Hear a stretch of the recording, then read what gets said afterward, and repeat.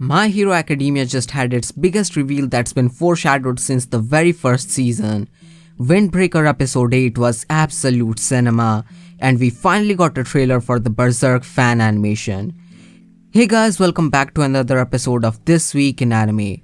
And this was a crazy week for anime. We got some of the best episodes of Windbreaker, Kaiju number 8 and Jellyfish Can't Swim, along with some juicy anime news I can't wait to talk about. With all that being said though, let's finally get started with MHA. Season 7 Episode 3 of My Hero Academia. We finally have the biggest reveal in the entire series. After 6 whole seasons, we finally know what Invisible Girl looks like. Jokes aside, it's actually the traitor reveal that people have been expecting for almost 5 seasons at this point. And the traitor is none other than Yuga Aoyama, the cheese boy himself. When I read this chapter in the manga, I thought that the reveal felt kind of rushed, especially because the reveal and the entire traitor plotline ended in a single episode after being foreshadowed for so long. This was a moment where it genuinely felt like Horikoshi was rushing to try and end the series as fast as possible.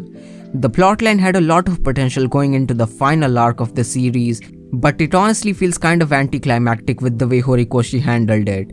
I don't necessarily hate the episode or what happens, but there's definitely some missed opportunities with what could have been.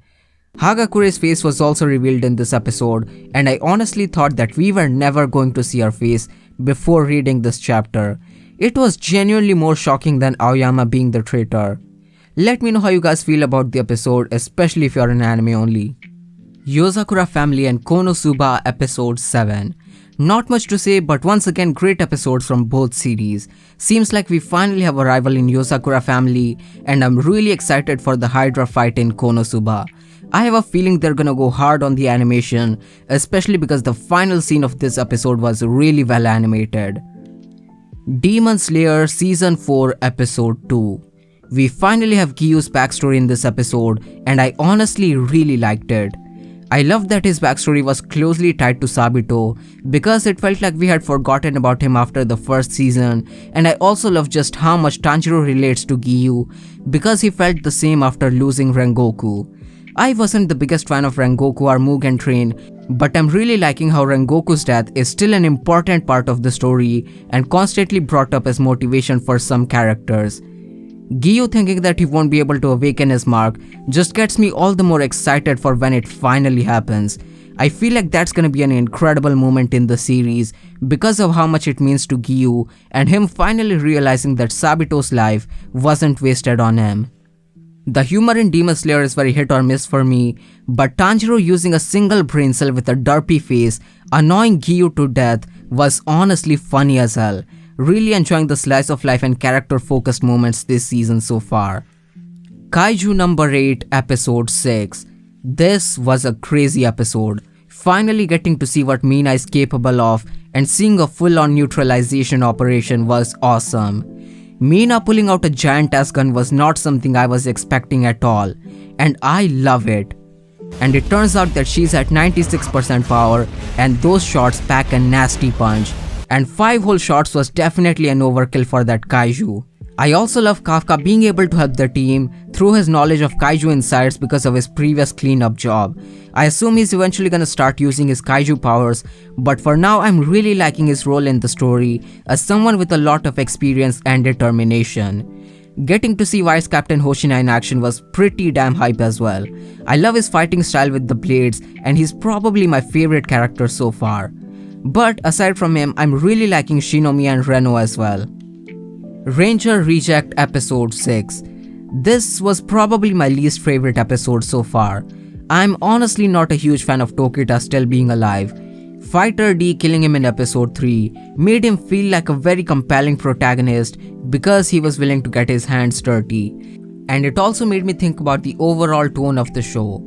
Watching episode 3 felt like the story was demanding you to take it seriously when it's actually trying to be serious despite the insane premise, and that's why this episode 7 makes me skeptical to take the show completely seriously and care about the stakes in the future.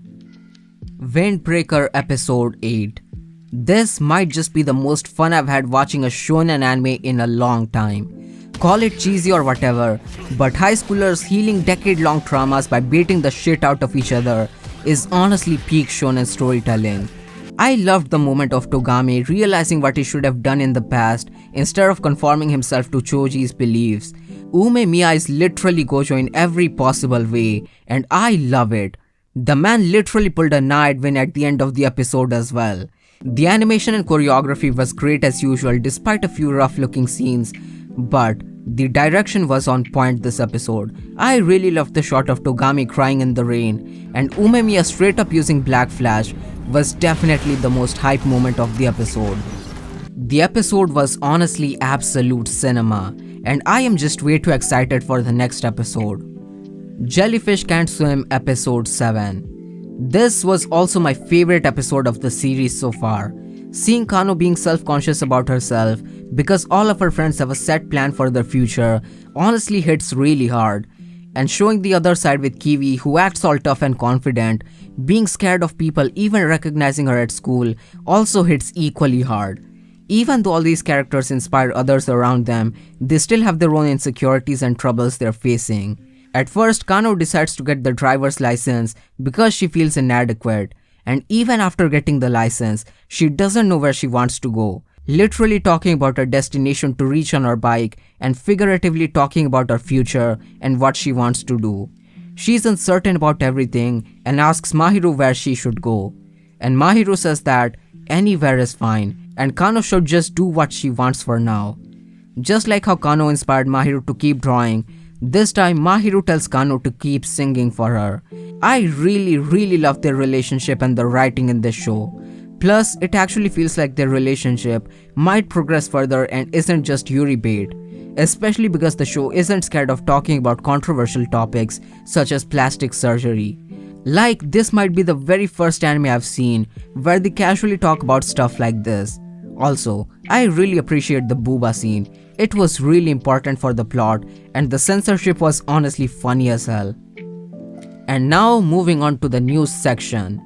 Kinema Citrus just announced 2 new anime originals that seem really interesting. First up is Goodbye Lara, which is about the Little Mermaid being reborn in modern day Japan, and the other is Ninja School.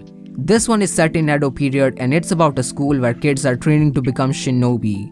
They released key visuals and concept trailers for both series, which will be linked in the description. I highly recommend checking them out because they look beautiful, and more anime originals are always a good thing.